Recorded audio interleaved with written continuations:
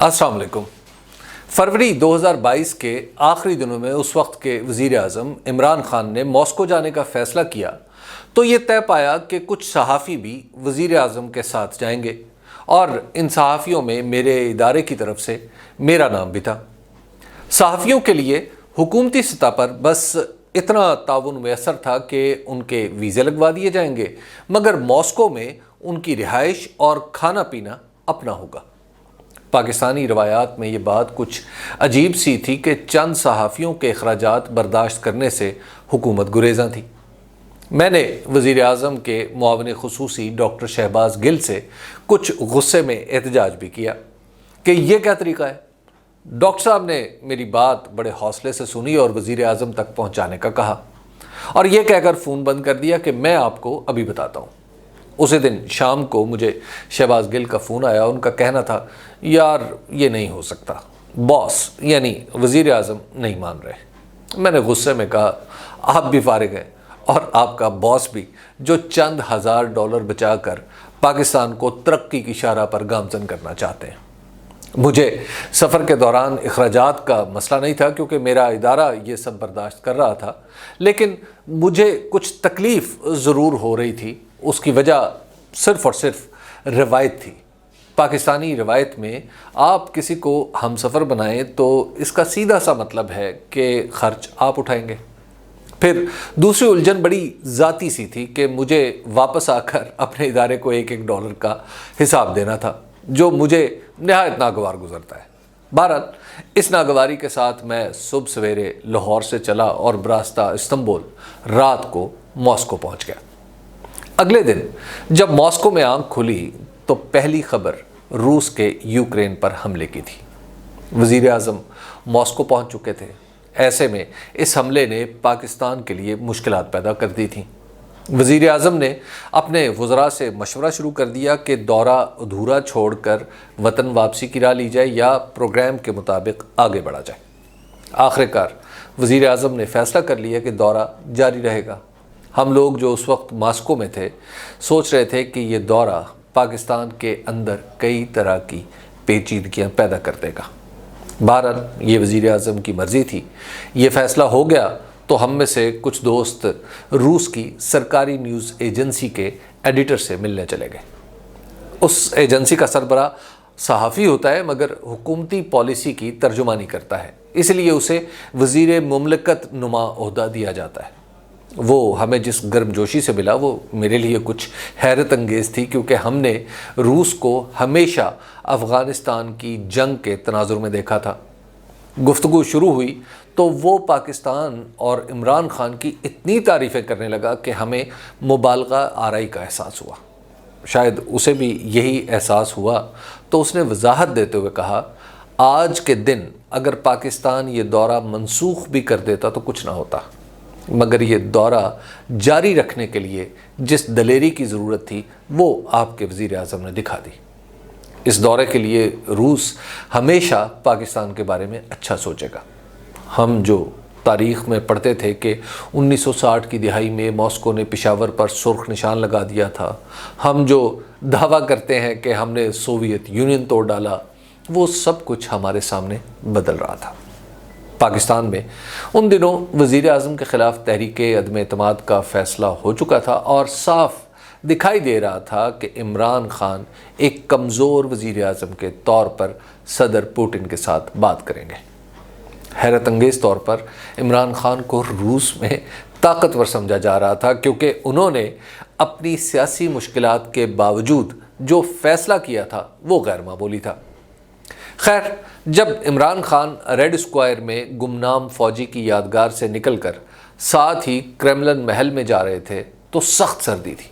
میں نے وہیں کھڑے ہو کر انتظار کرنا شروع کر دیا کہ پروگرام کے مطابق وزیر اعظم صدر پوٹن سے ملنے کے بعد اپنے ہوٹل جائیں گے تو وہاں ان سے اس دورے کے نتائج پر بات ہوگی۔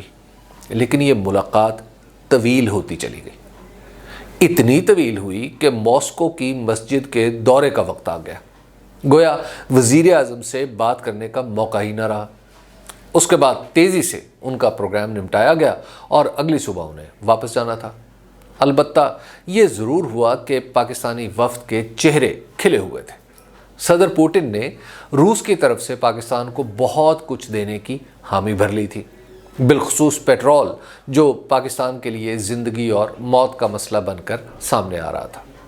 ان دنوں عالمی منڈی میں تیل کی قیمت $110 فی بیرل کے قریب تھی، اور وزیر برائے پیٹرولیم اس وقت کے حماد اظہر نے مجھے بتایا تھا کہ روس $30 کم پر ہمیں پیٹرول فراہم کرنے کے لیے تیار ہے، اور پھر ہنستے ہوئے کہا، حبیب بھائی ہم $35 تک تو انہیں لے ہی آئیں گے۔ اس پیشکش کا مطلب تھا کہ پاکستان کے 1/3 معاشی مشکلات بھی ختم ہو جائیں گی۔ اس کے علاوہ افغانستان میں اصولی طور پر پاکستانی پالیسی کی حمایت کا عندیہ بھی دیا گیا تھا۔ اس دورے نے پاکستان کو شاید پہلا ملک بنا دیا تھا جو امریکی ورلڈ آرڈر سے نکلنے کے لیے کسمسا رہا تھا۔ ان دنوں دنیا کے تمام بڑے سفارتکار اور عالمی سیاست کو کور کرنے والے صحافی پاکستان کی اس کوشش کو حیرت اور غصے سے دیکھ رہے تھے، حیرت کم اور غصہ زیادہ۔ ہم جیسے طالب علموں کو بھی نظر آ رہا تھا کہ خارجہ پالیسی میں تبدیلی کا اتنا واضح اقدام کچھ نہ کچھ مصیبتیں لے کر آئے گا۔ وہی ہوا۔ اس دورے کے ٹھیک 13ویں دن وزیر اعظم کے خلاف تحریک عدم اعتماد جمع ہو گئی، اور 45ویں دن عمران خان اپنی ڈائری لے کر گھر چلے گئے۔ جب پی ڈی ایم کے گروہ سیاست کارہ نے اقتدار سنبھالا تو ان کے اعلیٰ خیالات کچھ اس قسم کے تھے کہ فقیروں کو انتخاب کا حق نہیں ملتا، عمران خان نے خارجہ پالیسی تباہ کر دی، وغیرہ وغیرہ۔ ان بیچاروں کو یہ پتہ ہی نہیں چلا کہ دنیا بدل چکی ہے۔ ان کے نزدیک امریکہ اور چین کے ساتھ بیک وقت فدویانہ وابستگی ہی متوازن خارجہ پالیسی تھی۔ افغانستان کے بارے میں امریکی نقطہ نظر کے علاوہ سوچنا، چین کو ہماری ترجیحات کے بارے میں بتانا، یا روس کے ساتھ پر اعتماد ہو کر مذاکرات کرنا تو پاکستان میں عرصہ ہوا خواب و خیال ہو چکا تھا۔ روس کے اس دورے نے پاکستان کو روایتی انداز سے ہٹ کر سوچنے کی جرت دی تو بات آگے بڑھی۔ اب کئی مرحلوں سے ہو کر نوبت یہاں تک پہنچی ہے کہ روس کا خام تیل لے کر ایک بحری جہاز کراچی کی بندرگاہ تک پہنچا۔ روسی تیل کی پاکستان آمد ایک واقعہ ہے یا پاکستان کی خارجہ امور میں نئی پالیسی کا آغاز؟ اس کا فیصلہ ابھی ہونا ہے۔ کوئی بات یقینی اس لیے نہیں ہے کہ موجودہ حکومت خواہ کچھ بھی کہتی رہے، اصل میں اس نے روس کے ساتھ تیل اور گیس کے معاملات تحریک انصاف کے دباؤ میں آ کر آگے بڑھائے ہیں۔ تحریک انصاف نے 30 مارچ 2022 کو تحریری طور پر روس سے تیل خریدنے کی جو بات چیت شروع کی تھی، حالات کے جبر نے اسے موجودہ حکومت کی بھی ضرورت بنا دیا۔ لطیفہ یہ ہے کہ یہ سب کچھ بھلا کر ہمارے وزیر اعظم شہباز شریف فرماتے ہیں روس سے تیل منگوانے کا وعدہ انہوں نے کیا تھا۔ آسمان سیاست اتنی جلدی رنگ بدلتا ہے، یہ کم ہی دیکھا تھا۔ روس سے تیل کی خریداری جہاں پاکستان کی خارجہ پالیسی میں کچھ بہتری کی علامت ہے، وہاں یہ دھیان بھی رکھنا چاہیے کہ روسی تیل کی خریداری میں کرپشن نہ ہونے پائے۔ یہ کسی پر الزام نہیں بلکہ احتیاط کا تقاضا ہے۔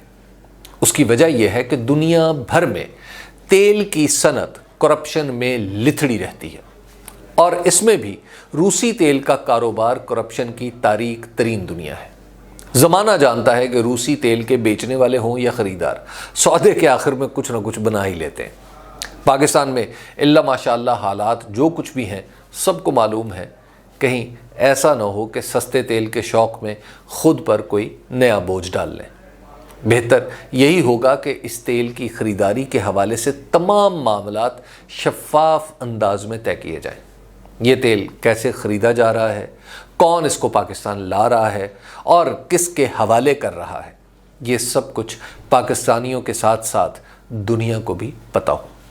تیل کی سیاست کیا کچھ کر سکتی ہے، اس بارے میں صرف اتنا ہی کہہ دینا کافی ہے کہ اس سیاست کی ہر کروٹ پاکستان میں حکومتیں بدل ڈالتی ہیں۔ وما علینا الا البلاغ۔